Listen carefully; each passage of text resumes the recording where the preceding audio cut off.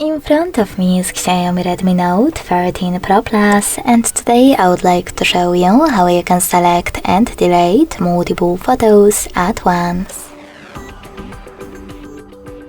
Begin by opening Gallery app and selecting Photos or Albums at the top. Either way, after locating your photos that you wish to delete, hold the chosen one. And to pick multiple right away, click on Select All at the top right corners. To discard some of your photos that you wish to keep, click on them.